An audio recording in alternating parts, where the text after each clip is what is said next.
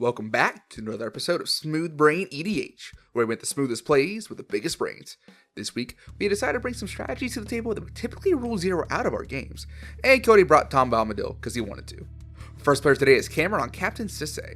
This Celestian deck is legendary typal, using Sisay to use his deck like a toolbox, teetering out any card he needs for any board state. And he's got some stacks effects in there, because while he's in group hug colors, he's not out to make friends. Up next is Ethan on Edric, Spymaster of Trest. This Simic deck is all about taking extra turns, using a basic creatures to ensure combat damage against his opponents to draw a ton of cards with Edric's ability and just take all the turns. There is Cody on Tom Bombadil. This 5-color deck is all about sagas, using Tom's ability to get extra value out of all of his sagas by getting a free one whenever the first saga every turn hits its last chapter. Last up is Sam on Obuun, Moldiah Ancestor. This Naya deck is actually submitted by our patron Beverage, thank you Beverage, with a few tweaks from Sam on the final list. His list is focused around lands matter cards and some land destruction elements thrown in there for some jolly good fun. We're about to hop right in the game. Before that, go ahead and give us a like, subscribe, and the notification bell so you don't miss any of our new content. We have links to our social media, public Discord server, Decklists, and our Patreon in the description. We're partnered with Dragon Shield. Check out our affiliate link in the description if you're looking to pick up any sleeves, deck boxes, or playmats. Now, on to the gameplay. It looks like Ethan wins the die roll, and he starts off with Forest into Fyndhorn Elves and passes to Cody. Cody starts off with the World Tree and passes to Sam. Sam has an upgrade of Ethan's turn and plays Forest into Delighted Halfling and then passes to Cameron.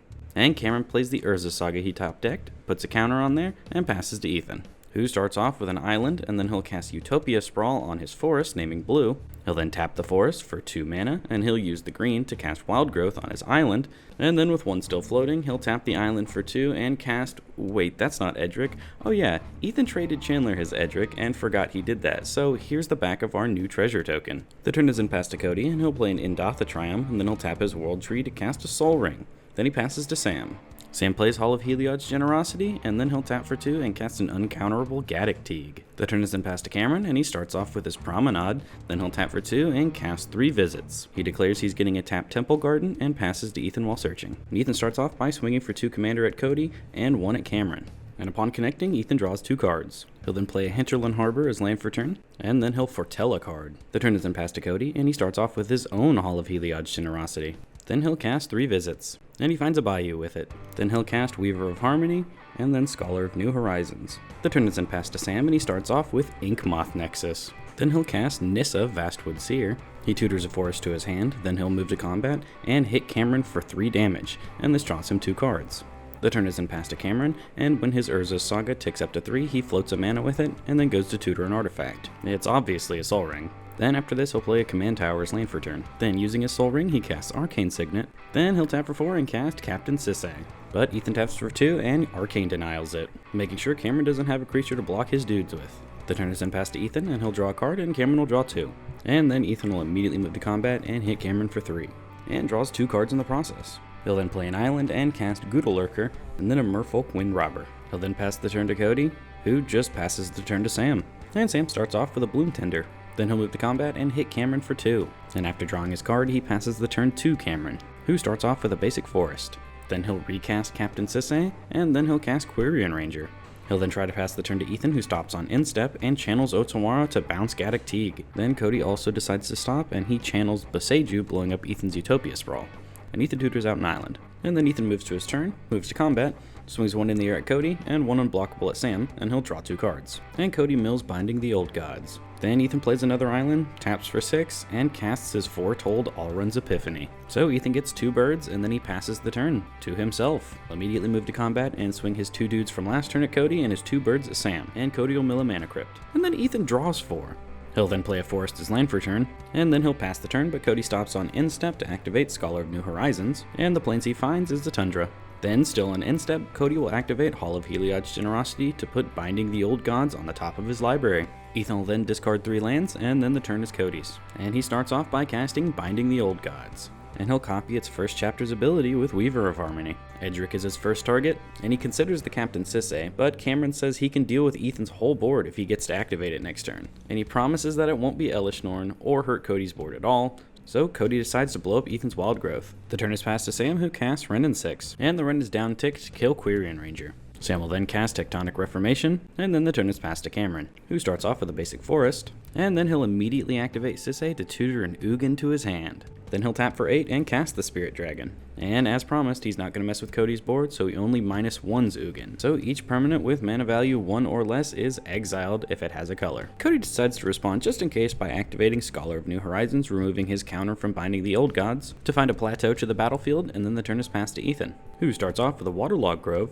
then he'll cast Glimpse of Nature, then Siren Stormtamer and draw, then Spire Tracer and draw, then Treetop Scout and draw, then Tetsuko Umezawa and draw. Then the turn is passed to Cody, and his Binding the Old Gods goes to Chapter 1 again. He copies the trigger again with Weaver of Harmony, and then plays Field of the Dead, and then resolves his triggers, I guess. First one hits Ugin, and then Cameron promises not to go tutor Elishnorn again, so Umezawa gets hit. But it doesn't matter anyway, because after this, Cody drops the Eldest Reborn, and each of his opponents sacrifice a creature. Then the turn is passed to Sam, and Sam plays and fetches with a Wooded Foothills, and it finds a plateau to the battlefield. We then see Gaddock Teague hit the battlefield again, and then Sam will cast Obuun. He'll then uptick Ren and 6 to get the Wooded Foothills back to his hand. Then the turn is passed to Cameron, and he starts off with Lauren of the Third Path. ETB trigger, and we see Weaver of Harmony get murked. And then the turn is passed to Ethan, and he starts off with Yavimaya as land for turn. He'll then move to combat and swing one at Sam and Cody, and neither of them can block.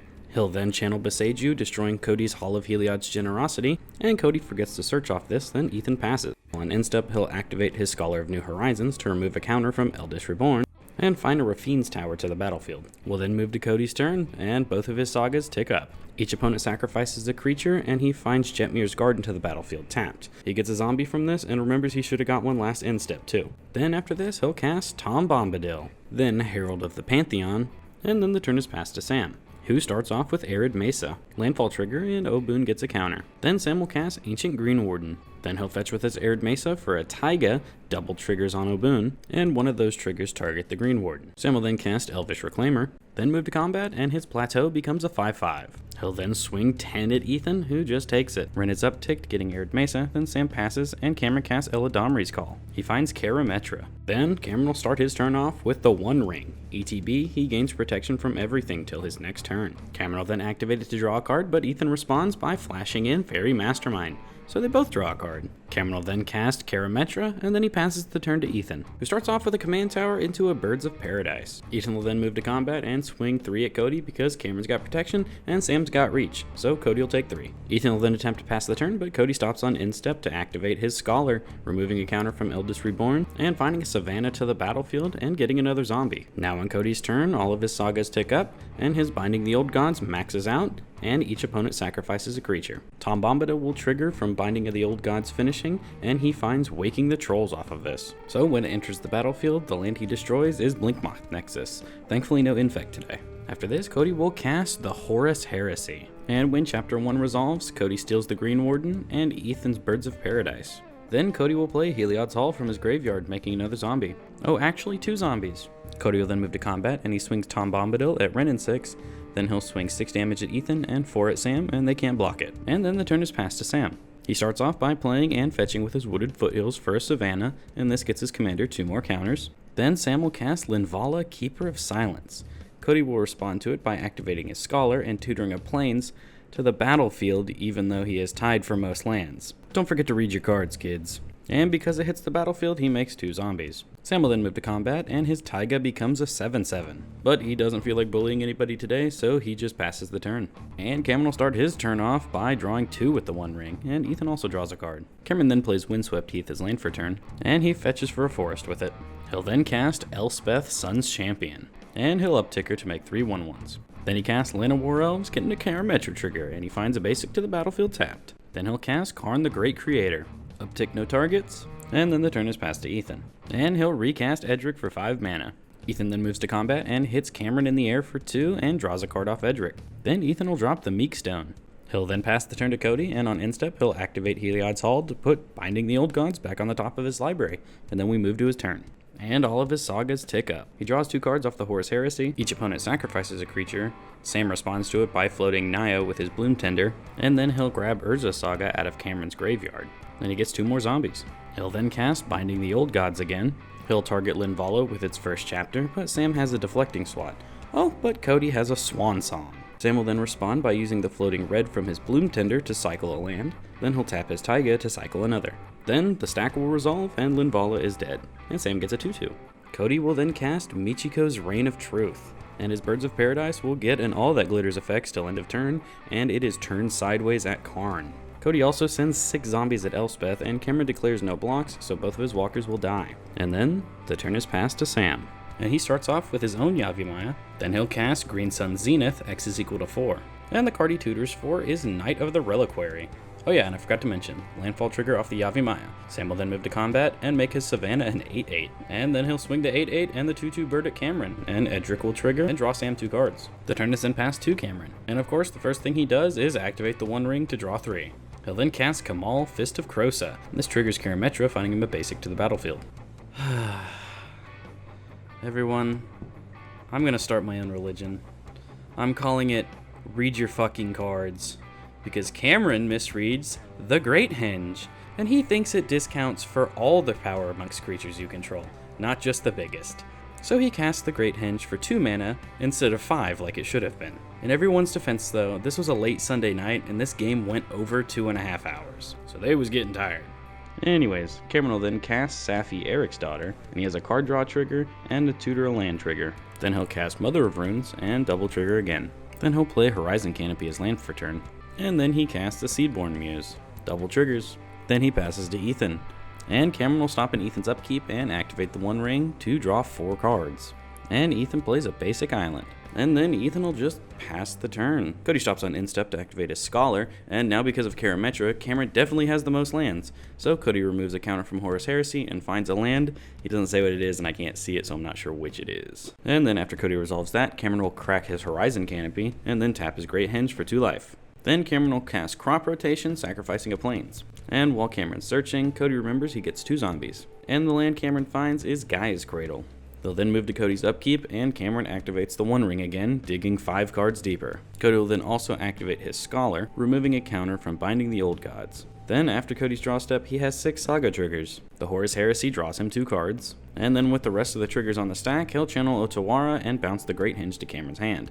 Cameron will tap it in response. Cody will then have Binding the Old Gods target Seedborn Muse, and Cameron responds by floating 8 with Gaia's Cradle, then sacrificing Safi, Eric's daughter, targeting Seedborn Muse, to get Seedborn Muse to come back when it dies.